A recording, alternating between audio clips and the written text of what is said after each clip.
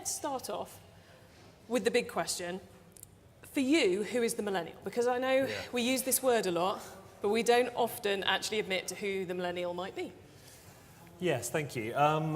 It's an interesting one because it's very easy to try and group people together and make big sweeping statements about what we really mean by millennials. I think technically, if you Google this, which inevitably I did, so I didn't catch myself out today, I think the group is typically somebody born between 1980 and 1995.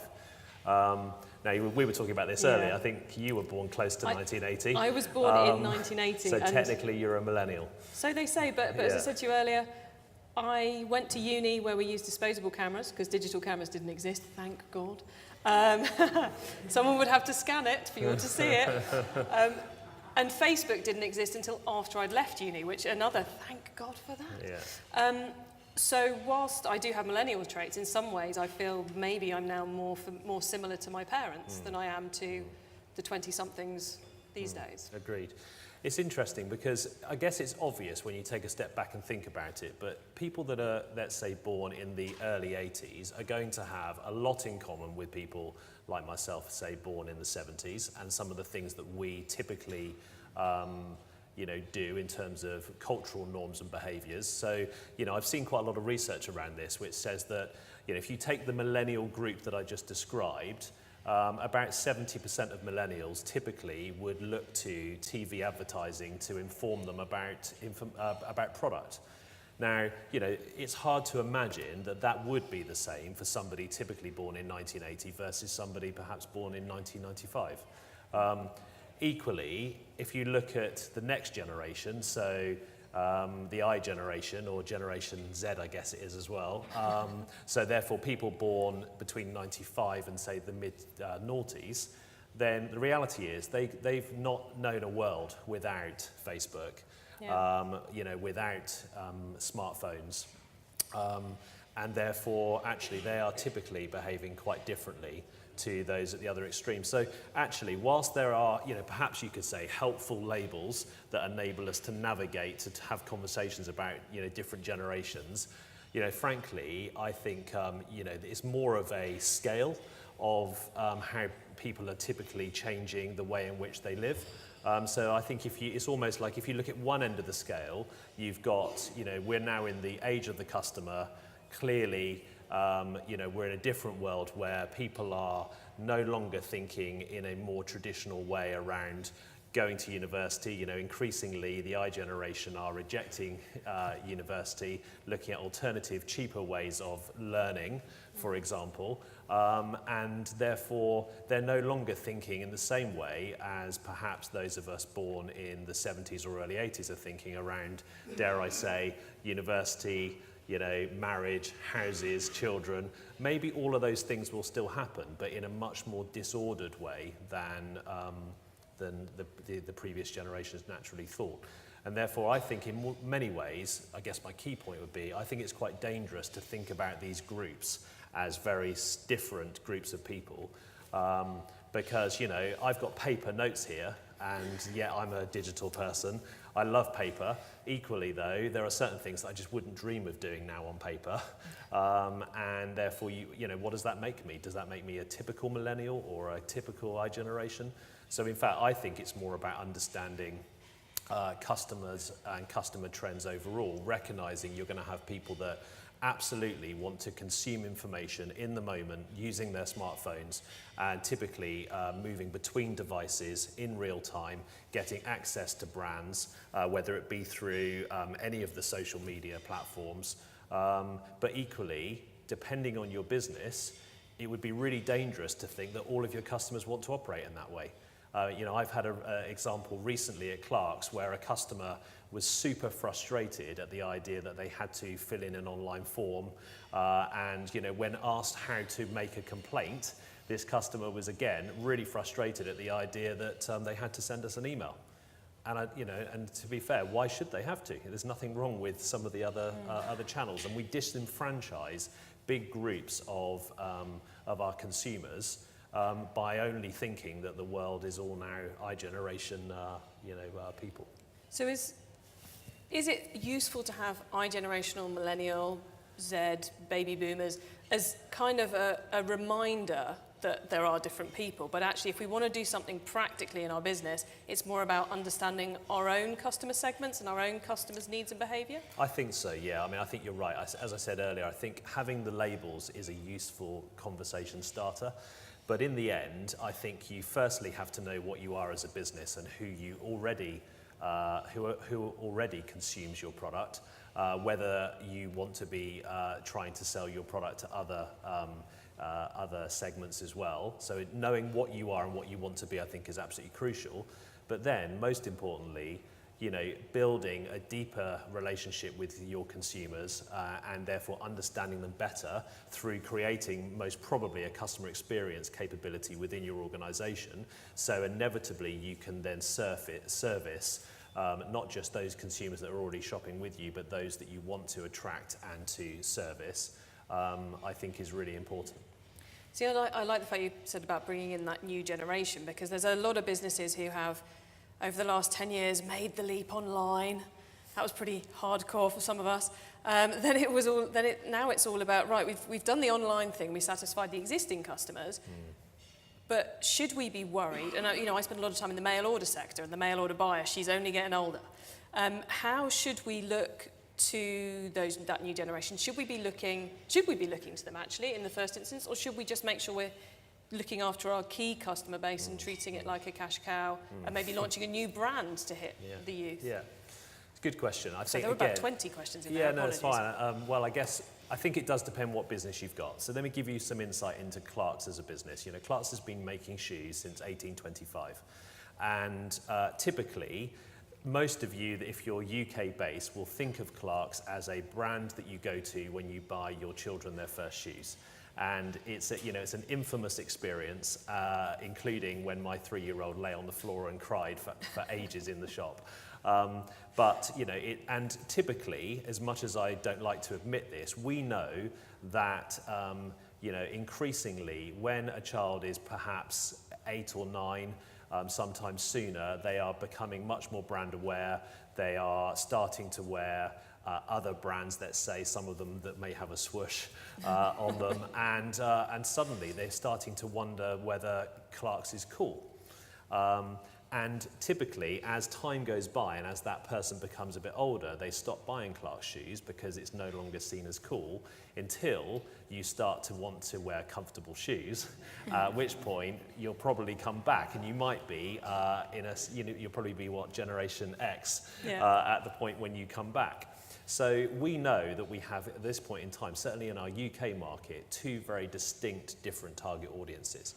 And therefore, we inevitably have to service both of those, let's call them segments, in a hopefully brand consistent way, but in a way that really resonates with those consumers. Now, this sounds like a brand pitch, but the truth is that we have great product that would suit you in your 20s and 30s, but typically you may not consider us in the same way as you would when you're desperate to have very comfortable shoes.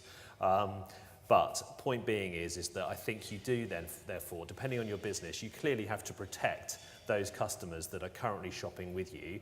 You do know, and this is where I always come back to having a customer experience capability. It is about customer insight, understanding, as I said, what you want to be as a business, understanding what your consumers are looking for, and, to your point, Chloe, perhaps, having the segment names is a useful conversation starter, but it can never replace really deeply understanding what your customer value proposition needs to be and is, and how you continue to develop that.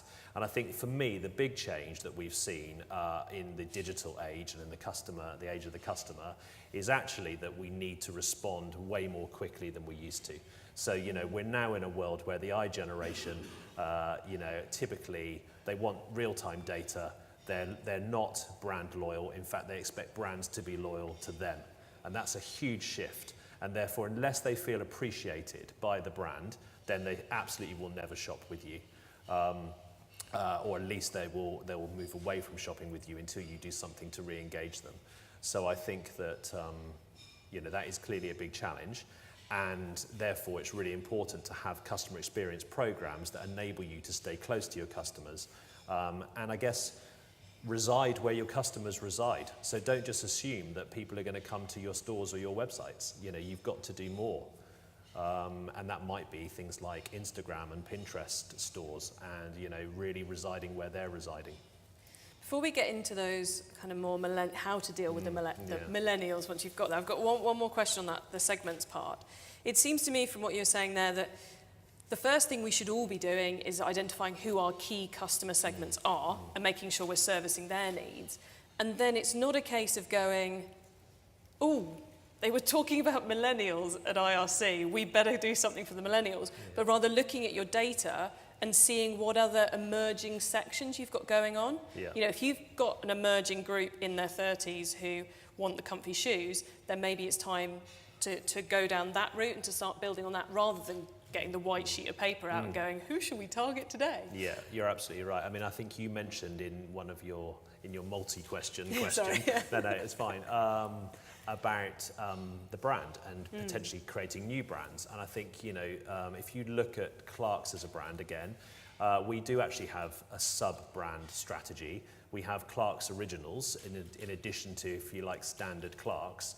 And typically, the kind of people that are buying Clarks Originals are much more the sort of group that you might describe as millennials. So, you know, we've seen a number of LA rap stars, believe it or not, buying Clarks Originals. And, you know, that seems really odd in comparison to what I've just described as what might be a brand perception issue when you get into your teenage years in the UK. But actually, you know, Clarks is actually an innovative brand that has been, you know, innovating for nearly 200 years, and therefore going back to, you know, what your core is and understanding who's shopping with you is clearly crucial, and therefore having potentially a differentiated brand strategy, you know, is potentially one of the ways of handling it.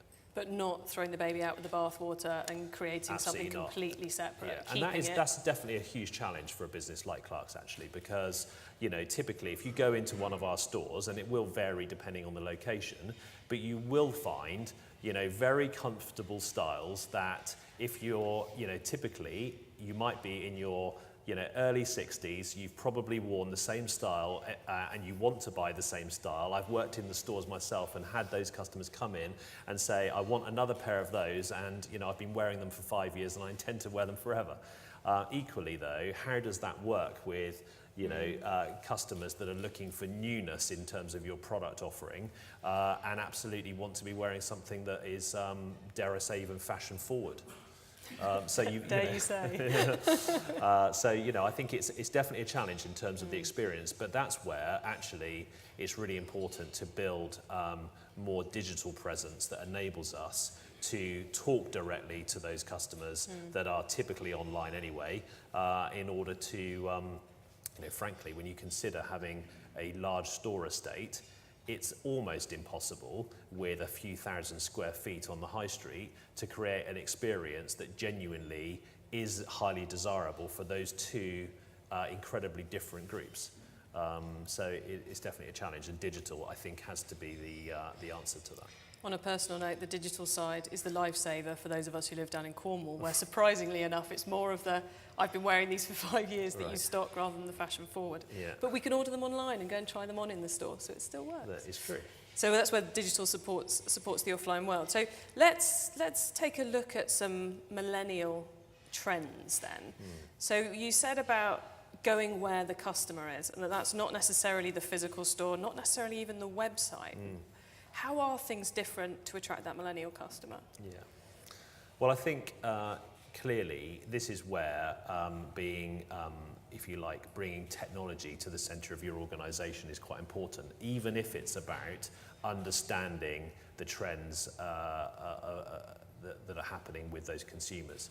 And I think it's interesting for me actually how it's still the case in many consumer-facing businesses that technology teams are still seen as the team in the basement keeping the lights on and building some stuff when other people are somewhere else in the organisation determine what needs to be built.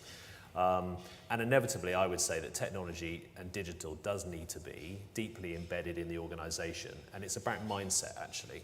So, you know, it's no longer the case in my view that you can just have your e-commerce or your digital team or your marketing team thinking about this stuff. You've actually got to change the mindset of the entire organization to have a digital mindset and to be thinking about, you know, leveraging the power of your team to be aware of how things are changing. You know, I've seen quite a lot actually in different organizations where people have arrived in the office, and I saw a verbatim from a previous employer, which I won't say who, but a verbatim from an employee was, I feel 10 times less digital when I come to work. Now that's a big worry in my mind, because, you know, organizations need to be moving at least as fast as consumers, if not faster. And the reason I talk about that is that we need to therefore be aware of the new platforms that are springing up where people are navigating to. So, you know, I'm sure many of you have seen the data which is talking about how, you know, frankly, Facebook is now for the Middle Ages. And, you know, typically, you know, I know of people in their early or mid-teens who are now not being friends with their parents on Facebook, or indeed they're not using Facebook. Because they see it as a place where they just don't want to reside. So typically it's Snapchat, and it's you know, and it's Instagram, and it's other places too. So I do think you know, therefore you can't just have your technology and digital function on the edge of the business or as a separate thing. It has to be deeply embedded, where you are creating, I think, you know, innovation work streams. I was impressed recently talking to the team at John Lewis, who have got, I think, something like 6 different innovation work streams going on right now. And therefore they are trialing many of these things in order to, you know, to fail fast, understand what sticks. You don't need to spend lots of money in order to really understand where you can get traction. But for me, it is about execution as well. So, you know, again, especially the I generation, let's say, expectations, even between I generation and millennials, has changed dramatically, whereby, you know, if you think about it, millennials lived through the dot-com boom, and then through the austerity that happened and the financial crisis 10 years ago. Therefore, they're quite price sensitive because of the journey we've been through. Actually, the I generation, or Generation Z, they just expect it to be high quality and low price. And therefore, interesting, I saw a stat yesterday, which is that the I generation are less likely to go and find a coupon or a voucher code than millennials, because weirdly, they have an expectation that things will be good price, a good price. Now that's potentially an opportunity, a margin opportunity maybe, but you know, it's interesting. I know we went off topic slightly. No, but that was good. That was good. Good off topic. We like that off topic. Okay. Going slightly back to something you were saying there about, in particular, about the youngest. I'm going to try and stop giving them names, but the very youngest not even being on Facebook. I think that brings us back to find the right platform and get the right message on the right platform. So it's again looking at who's interacting with you and where, be it Twitter, be it Snapchat, be it Facebook. You know, for those of you, if none of your customers are using Snapchat, don't worry about Snapchat, quite frankly. But if they are, then it's time to go and read all the articles on how to market your business on Snapchat. Yes, and the likelihood is they're probably, if they're not shopping with you through, you know, Snapchat or wherever, they're probably doing it with somebody that's about to disrupt you. So, you know, you ignore it at your peril. Okay, I've got more questions, but does anyone in the audience have any questions for Giles? Oh, we've got one at the back there. Do we have a roving mic? Because we didn't earlier. We've got, sorry? Yeah, do we have no, we don't have a person to carry a mic. Yeah, shout. Oh, hold on. There's a microphone coming in your direction.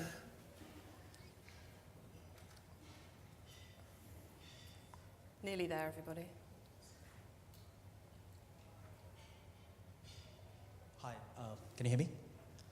My name is Deepak from Shopware. Just one question, because I really like your new website. You talk about be inspired, especially in the men's section. But I just wanted to understand, for millennials, how important the content is. Like, is it really important, or is it, and also the price and content, because I'm just struggling to find out a way of, when I talk to the retailers and all, they don't understand the combination of moving away from a transactional business to an inspirational business. So, I mean, do you think that content plays a role for millennials, or is not kind of a... Yeah, no, I absolutely do. I think it's a really interesting challenge, which I've typically seen play out in consumer brands and retailers as a fight, let's say, between brand marketing and e-commerce teams.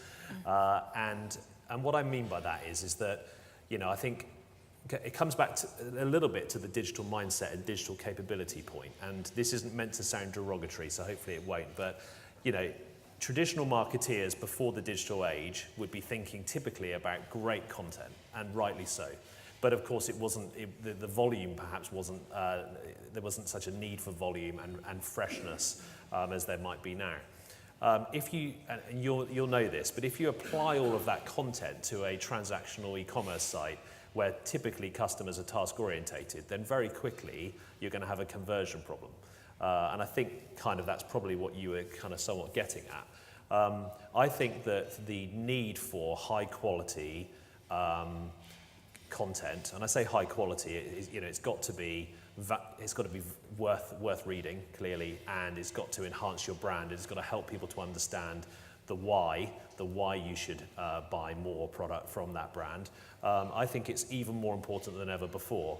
But the delivery of it is the trick. And we haven't yet got it right. I think, you know, I think you were making a point that we recently relaunched the Clark's website in the UK.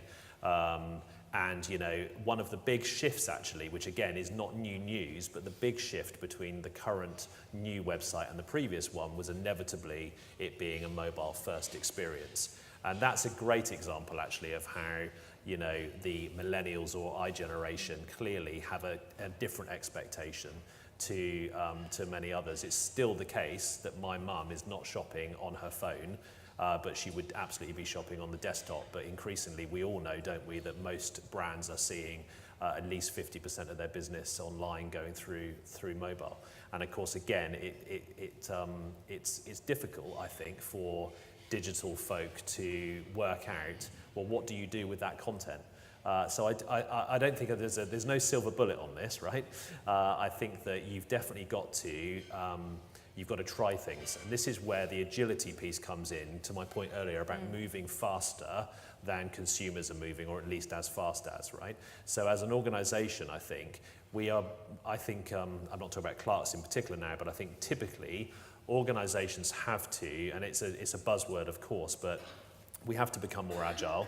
That does mean not kicking off 18-month projects to rebuild websites and mobile apps. It actually means we need to be, you know, creating an engineering capability, either in-house or outside, where we are creating continuous delivery of change, testing things with customers, and iterating and creating new customer value propositions, you know, not quite on the fly, but, you know, rapidly, in order to not just be relevant, but to stay ahead.